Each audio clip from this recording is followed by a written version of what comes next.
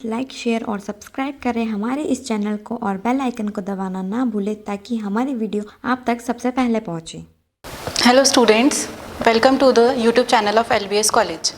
आज मैं आपको इंग्लिश के जो आपका 12th क्लास का क्वेश्चन पेपर है उसका फॉर्मेट समझा रही हूँ। जो आपका 12th क्लास का क्वेश्चन पेपर है ये 4 सेक्शन में डिवाइडेड रहेगा। जो फर्स्ट सेक्शन है वो हमारा है रीडिंग कॉम्प्रिहेंशन, सेकेंड सेक्शन है हमारा राइटिंग स्किल्स, थर्ड सेक्शन रहेगा ग्रामर का और फोर्थ सेक्शन रहेगा हमारा टेक्स्ट बुक पोर्शन का। जो फर्स्ट सेक्शन है हमारा रीडिंग स्किल्स का, इसमें 2 अनसीन पैसेजेस आएंगे। 2 अनसीन पैसेजेस रहेंगे जो कि कोई भी पैराग्राफ्स हो सकते हैं हमारे पोइट्री से, स्टोरी से, पोएम से या एसेस से।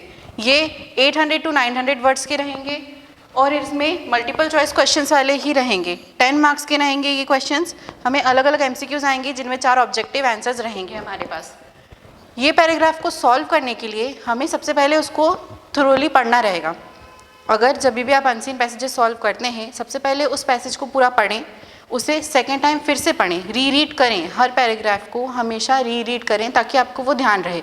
कुछ इंपॉर्टेंट वर्ड्स होते हैं, कुछ इंपॉर्टेंट पॉइंट्स होते हैं जिन्हें हम अंडरलाइन कर सकते हैं। जो हेडिंग हमें समझ में आ रही है कि हाँ ये एक इंपॉर्टेंट पॉइंट हो सकता है इसमें, उसे हम अंडरलाइन करें।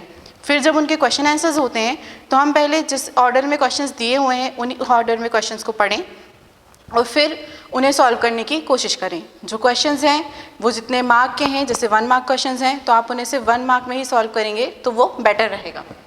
इसके बाद सेकेंड पैराग्राफ हमें आएगा, वो भी एक रिपोर्ट या इंस्ट्रक्शन हो सकता है। ये 400 से 500 वर्ड्स तक का रहेगा।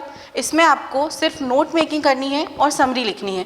टाइटल भी आ सकता है बट मोस्टली नोट मेकिंग और समराइजेशन ही आता है। नोट मेकिंग के लिए हमें जैसे हमने पहले पढ़ा है पैराग्राफ, वैसे ही हमें उस पैराग्राफ को थ्रोली पढ़ना रहेगा, उसे समझना रहेगा कि उस पैराग्राफ में वो क्या बताना चाह रहे हैं।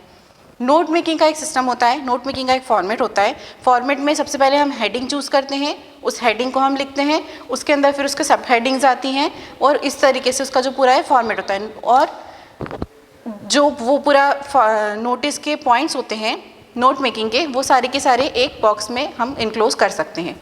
तो जब हम नोट मेकिंग करते हैं इसके लिए हमें हेडिंग्स का ध्यान देना पड़ता है और उसमें सब हेडिंग्स का ध्यान देना पड़ता है। फिर होती है समरी। तो जो हमने हेडिंग्स और सब हेडिंग्स बनाकर जो हमने नोट्स बनाए हैं उन नोट्स से ही हमारी समरी डिसाइड होती है। हम उसका जो पूरा थीम है, जो उसका सेंट्रल आइडिया है, वो हम यहाँ पर बताते हैं समरी में। इसके बाद हमारा ये सेक्शन ए हमारा खत्म हो जाता है। ये दोनों क्वेश्चन, दोनों पैराग्राफ जो रहेंगे ये टोटल मिला के 20 मार्क्स का रहेगा। इसके बाद हमारा सेक्शन बी शुरू होता है। सेक्शन बी में हमें नोटिस, आर्टिकल, पोस्टर या इन्विटेशंस जैसे लिखने को आते हैं। नोटिस, जैसे कि हम जब भी नोटिस लिखते हैं तो नोटिस में भी सबसे ऊपर हमारी हेडिंग आती है। जिस भी इंस्टीट्यूशन या ऑर्गेनाइजेशन है उसका नाम आता है सबसे पहले नोटिस में। उसके बाद हम बोल्ड लेटर में उसमें नोटिस लिखते हैं। उसके बाद हम उसका जो पूरा मैटर है, जो डीलिंग है या जो बॉडी है, वो बनाते हैं आखिरी में और इस नोटिस को भी एक बॉक्स में एनक्लोज किया जाता है।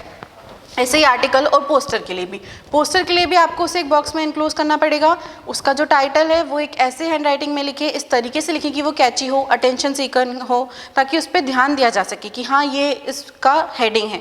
और उसमें हम ड्राइंग बना सकते हैं। सिंपल स्केच वाली ड्राइंग्स रहेंगी तो उतनी बेटर रहेंगी। जितने वर्ड लिमिट होंगे उतनी अच्छा लगेगा हमारा पोस्टर। इसके बाद इसमें सेकंड क्वेश्चन बनता है हमारा, लेटर्स रहते हैं फॉर्मल और इनफॉर्मल लेटर्स। इनफॉर्मल लेटर्स वो लेटर्स होते हैं जो हमारे रिलेटिव्स को या डियर नियर वंस को लिखते हैं। तो इनफॉर्मल लेटर्स में हम सबसे पहले जो भी होता है उसका नाम लिखते हैं डियर करके, फिर हमारी बॉडी आती है जो उसका मैटर होता है और एंड में हम हमारा नाम लिखते हैं। और ऐसे फॉर्मल लेटर्स जैसे लेटर टू एडिटर वगैरह होते हैं तो इसमें सबसे पहले हमें एड्रेस लिखना होता है। जो हेडिंग होती है वहाँ पर हम एड्रेस लिखते हैं। एड्रेस के बाद हम उस एडिटर के बारे में लिखते हैं, फिर उस एडिटर की ऑर्गेनाइजेशन लिखते हैं, जैसे कोई न्यूज़पेपर में काम करते हैं या कोई मैगजीन में या जो भी आएगा वहाँ पर उनकी हेडिंग आएगी, उनकी ऑर्गेनाइजेशन का नाम आएगा। फिर उसकी प्लेस आएगी। प्लेस के बाद हम वहाँ पर सैल्यूटेशन डालेंगे, सर या मैडम जो भी होता है वो रिस्पेक्टेड करके हम वहाँ पर सैल्यूटेशन डालेंगे। उसके बाद उसका पूरा मैटर आता है सब्जेक्ट में और आखिरी में जो हमारे कॉम्प्लीमेंट्री पॉइंट होते हैं वो लिखते हैं हम, योर्स ट्रूली या योर्स फेथफुली। ऐसे करके हमारे लेटर्स जो हैं फॉर्मल लेटर्स लिखे जाते हैं। लास्ट में है रिपोर्ट या स्पीच। ये तीनों क्वेश्चंस 4 मार्क्स में रहेंगे। तो लास्ट वाला जो रहेगा रिपोर्ट या स्पीच। रिपोर्ट राइटिंग लिखते वक्त हमें ये ध्यान देना पड़ता है कि हम सबसे ऊपर उसका हेडिंग डालें, हेडिंग के बाद जो रिपोर्टर है उसका नाम डालें। सबसे पहले हेडिंग, हेडिंग के बाद रिपोर्टर का नाम, रिपोर्टर के नाम के बाद हम जब मैटर लिख रहे हैं तो उसमें डेट, टाइम, ये बाकी चीज़ों का भी हमें ध्यान देना चाहिए कि प्लेस क्या है, क्या डेट है, क्या टाइम है, उसका जो मैटर है वो हमने अच्छे से इंक्लूड किया कि नहीं किया, और हमारे आइडियाज़ और थॉट उसमें क्या आ रहे हैं। तो इस तरीके से हम रिपोर्ट राइटिंग भी लिखते हैं। इसके बाद थर्ड सेक्शन है हमारा सेक्शन सी। इसमें ग्रामर पार्ट रहेगा, जैसे कि मैंने आपको बताया था। ये 10 मार्क्स का रहेगा। 5 मार्क के इसमें आएंगे ऑब्जेक्टिव टाइप क्वेश्चंस, जिसमें फिल इन द ब्लैंक्स आ सकते हैं, जिनमें आपको आर्टिकल्स और प्रीपोजिशंस लिखने रहेंगे। मतलब कोई क्वेश्चन रहेगा, आपको वहाँ पर ए एंड द आर्टिकल्स लगाने रहेंगे या प्रीपोजिशंस लगाने रहेंगे। सेकेंड क्वेश्चन रहेगा हमारा डू एज डायरेक्टेड, ये भी 5 मार्क्स का रहेगा। इसमें हमें ग्रामर क्वेश्चन आएंगे, टेंसेस चेंज करने के, सेंटेंस कंबाइन करने के, देयरफॉर, वेयर एज इनको लगाकर, या और या सो ऑन को लगाकर। इस तरीके से ये हमारा सेक्शन सी जो है ग्रामर का, ये भी खत्म हो जाएगा। इसके बाद है हमारा सेक्शन डी, जो कि आपका लिटरेचर वाला वर्क रहेगा, जो आपकी टेक्स्ट बुक में से आएगा।